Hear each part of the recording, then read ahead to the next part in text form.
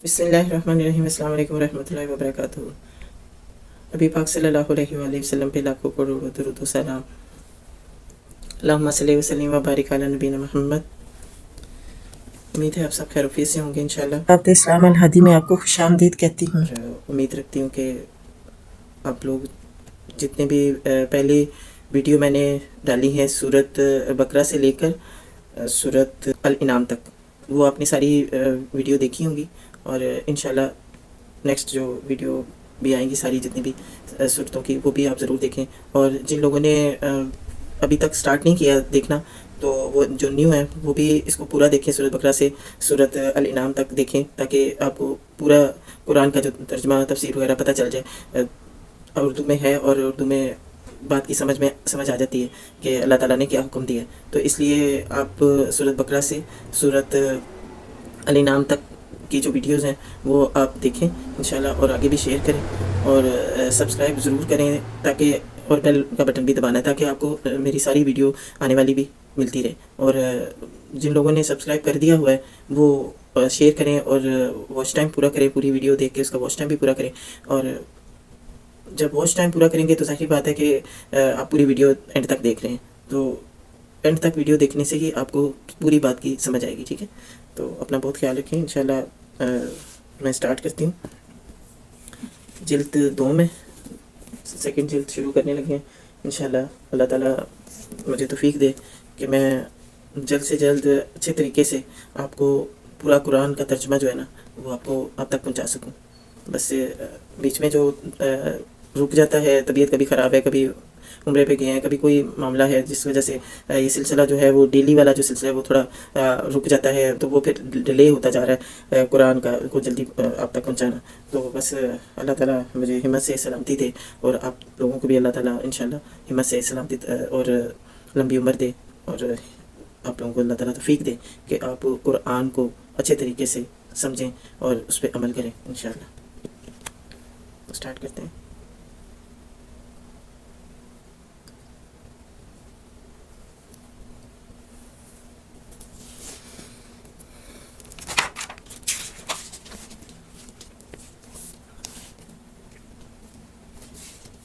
रब्बी ज़िदनी इल्मा, रब्बी ज़िदनी इल्मा, रब्बी ज़िदनी इल्मा। मैं एक आयत की तिलावत करती हूँ जो स्टार्ट में शुरू करना है हमने सूरत अल अराफ, तो उसकी थोड़ी सी तिलावत करूँगी। और सबसे पहले मैं आपको ये बताऊँगी कि सूरत अल अराफ का नाम क्यों रखा गया। इस सूरत का नाम अराफ इसलिए रखा गया है कि इसकी आयत 46 to 47 में अराफ और सहाबे अराफ का जिक्र आया है। गोया इसे सूरत अराफ कहने का मतलब ये है कि वो सूरह जिसमें अराफ का जिक्र है। ठीक है, इस वजह से सूरत अराफ इसका नाम रखा कि इसमें इसका जिक्र है। तो आगे जाके जब पढ़ेंगे तो हमें पता चल जाएगा सूरत अराफ का क्या मतलब है। और ज़माना नज़ूल, इसके मज़ामीन पर गौर करने से बाइन तौर पर महसूस होता है कि इसका ज़माना नज़ूल तकरीबन वही है जो सूरत इनाम का है। ये बात तो यकीन के साथ नहीं कही जा सकती कि ये पहले नाजिल हुई या वो, मगर साफ जाहिर हो रहा है कि है ये उसी दौर से मुतल्लिक। बाहिस जो की हुई है इसमें सूरत का नाम और ज़माना नज़ूल और मबाहिस, तो वो भी आपसे शेयर कर देती हूँ ताकि कुछ आइडिया आपको रहे कि ये सूरत जो है किस हवाले से इसका इसमें जिक्र है। ठीक है, इस सूरत की तकरीर का मरकज़ मज़मून दावत रसालत है। सारी गुफ्तगू का मुद्दा यह है कि मुखातबों को अल्लाह के फ़रज़दादा पैगम्बरों की पैरवी अख्तियार करने पर आमादा किया जाए, लेकिन इस दावत में अंजार, तंबिया और ड्रावे का रंग ज़्यादा नुमाया पाया जाता है, क्योंकि जो लोग मुखातब हैं यानी अहले मक्का, इन्हें समझाते समझाते एक तवील ज़माना गुजर चुका है और उनकी गिरा गोशी, हट धर्मी और मुखालफाना ज़िद इस हद तक पहुँच चुकी है कि अनकरीब पैगम्बर को उनसे मुखातबा बंद करके दूसरों की तरफ रुजू करने का हुक्म मिलने वाला है।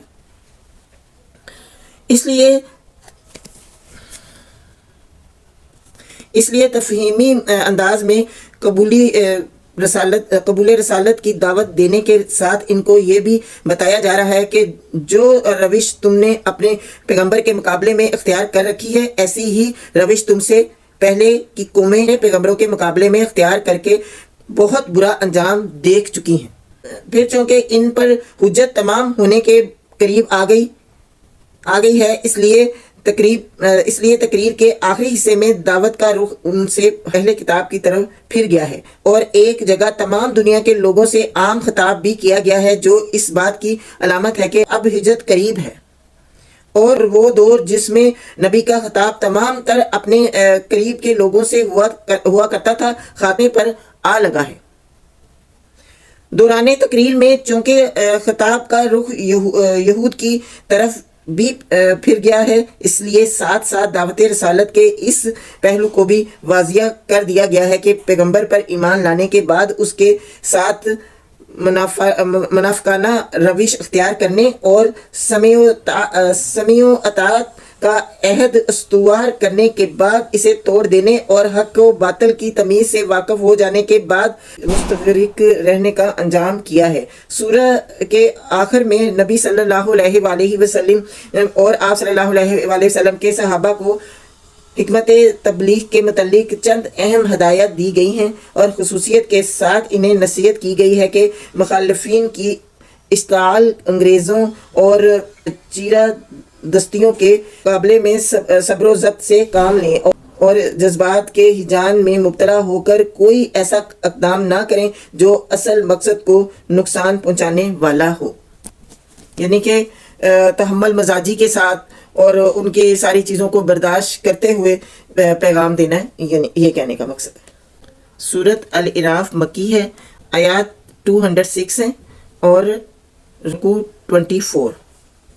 ٹھیک ہے، تو تھوڑا سا ایک آیات ہے، یہ پہلی جو آیات ہے وہ تو الف لام میم صاد پہ ختم ہو جاتی ہے، اور دوسری آیات تک پڑھ لیتے ہیں، پھر اس کے بعد انشاءاللہ ترجمہ پڑھیں گے۔ اعوذ باللہ من الشیطان الرجیم، بسم اللہ الرحمن الرحیم، الف لام میم صاد، کتاب انزل الیک فلا یکن فی صدرک حرج منہ لتنذر بہ وذکر للمؤمنین۔ ترجمہ: الف لام میم صاد، یہ ایک کتاب ہے جو تمہاری طرف نازل کی گئی ہے، پس اے محمد صلی اللہ علیہ وآلہ وسلم تمہارے دل میں اس سے کوئی جھجک نہ ہو۔ اس کے اتارنے کی غرض یہ ہے کہ تم اس کے ذریعے سے منکرین کو ڈراؤ اور ایمان لانے والے لوگوں کو یاد دہانی ہو۔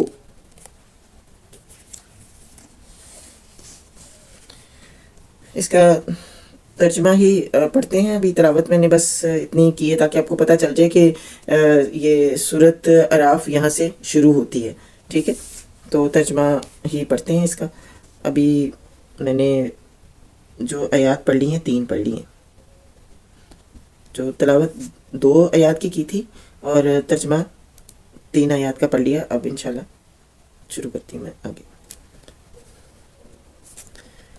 لوگوں، جو کچھ تمہارے رب کی طرف سے تم پر نازل کیا گیا ہے اس کی پیروی کرو، اور اپنے رب کو چھوڑ کر دوسرے سرپرستوں کی پیروی نہ کرو، مگر تم نصیحت کم ہی مانتے ہو۔ کتنی ہی بستیاں ہیں جنہیں ہم نے ہلاک کر دیا اور ان پر ہمارا عذاب اچانک رات کے وقت ٹوٹ پڑا یا دن دہاڑے ایسے وقت آیا جب کہ وہ آرام کر رہے تھے، اور جب ہمارا عذاب ان پر آ گیا تو ان کی زبان پر اس کے سوا کوئی صدا نہ تھی کہ واقعی ہم ظالم تھے۔ بس یہ ضرور ہو کر رہنا ہے کہ ہم ان لوگوں سے باز پرس کریں جن کی طرف ہم نے پیغمبر بھیجے ہیں، اور پیغمبروں سے بھی پوچھیں کہ انہوں نے پیغام رسانی کا فرض کہاں تک انجام دیا اور انہیں اس کا کیا جواب ملا۔ پھر ہم خود پورے علم کے ساتھ سارے سرگشت ان کے آگے پیش کر دیں گے، آخر ہم کہیں غائب تو نہیں تھے، اور وزن اس روز عین حق ہوگا جس کے پلڑے بھاری ہوں گے وہی فلاح پائیں گے، اور جن کے پلڑے ہلکے رہیں گے وہی اپنے آپ کو خسارے میں مبتلا کرنے والے ہوں گے، کیونکہ وہ ہماری آیات کے ساتھ ظالمانہ برتاؤ کرتے رہے تھے۔ ہم نے تمہیں زمین میں اختیارات کے ساتھ بسایا اور تمہارے لیے یہاں سامان زیست فراہم کیا، مگر تم لوگ کم ہی شکر گزار ہوتے ہو۔ ہم نے تمہاری تخلیق کی ابتدا کی، پھر تمہاری صورت بنائی، پھر فرشتوں سے کہا آدم کو سجدہ کرو۔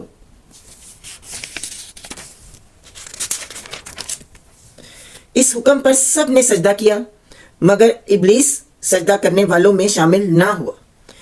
پوچھا تجھے کس چیز نے سجدہ کرنے سے روکا جبکہ میں نے تجھ کو حکم دیا تھا؟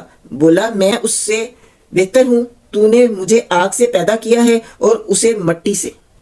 فرمایا اچھا تو یہاں سے نیچے اتر، تجھے حق نہیں ہے کہ یہاں بڑائی کا گمنڈ کرے، نکل جا کہ در حقیقت تو ان لوگوں میں سے ہے جو خود اپنی ذلت چاہتے ہیں۔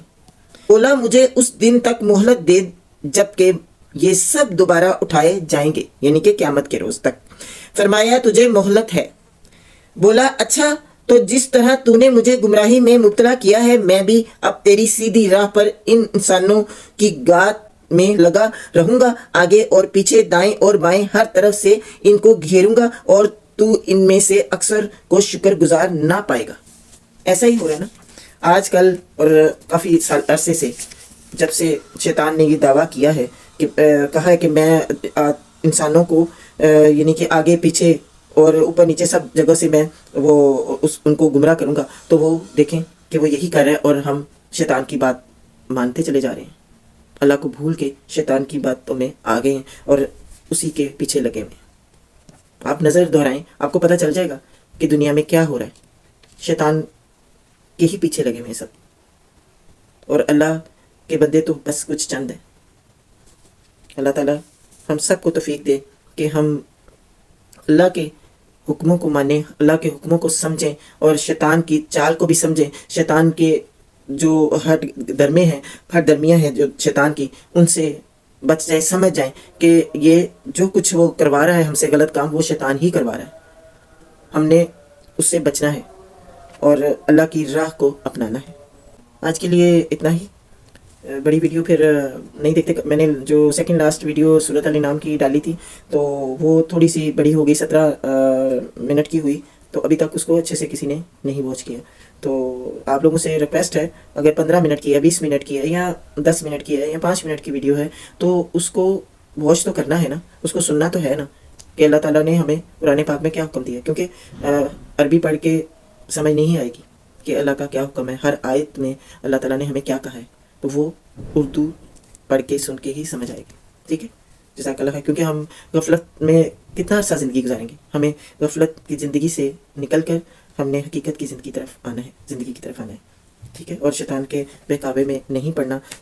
شیطان نے تو اللہ سے کہہ دیا تھا کہ میں تمہارے بندوں کو بھڑکاؤں گا اور تمہارے بندوں کو تمہاری راہ سے ہٹاؤں گا، تو وہ اپنا کام کر رہا ہے، تو قیامت تک اس نے یہ کرتے چلے جانا ہے۔ لیکن ہمیں سوچنا چاہیے کہ ہم کون سی راہ اپنائیں، کہ شیطان والی یا کہ رب والی۔ جو اللہ کا حکم ہے اس کو ماننا ہے، شیطان کے حکم کو ماننا ہے، یہ ہم نے دیکھنا ہے۔ ٹھیک ہے، 17 تک کا جو ہے نا ترجمہ پڑھ لیا سورۃ الاعراف کا، تو انشاءاللہ کوشش کروں گی کہ ڈیلی ہی ترجمہ پڑھوں تاکہ جلد سے جلد آپ تک قرآن کا ترجمہ پہنچ جائے۔ اور میں نے پہلے تو ساتھ ساتھ میں تفسیر پڑھ رہی تھی نا، کہ یہ ترجمہ پڑھ کے پھر ساتھ تفسیر پڑھ رہی تھی، تو تفسیر کیونکہ بہت ہی زیادہ ہوتی ہے تو جس کی وجہ سے ترجمہ لیٹ ہو جاتا ہے، اور میں چاہ رہی ہوں کہ اس دفعہ ہم پورا ترجمہ کر لیں قرآن پاک کا، تو جب ترجمہ ختم ہو جائے گا پورا قرآن کا پھر ہم تفسیر سٹارٹ کریں گے۔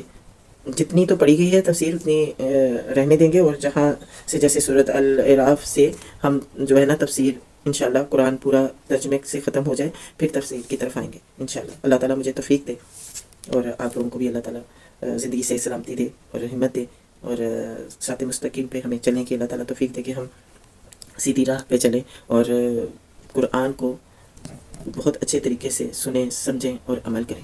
جزاک اللہ خیر، اپنا بہت خیال رکھیں.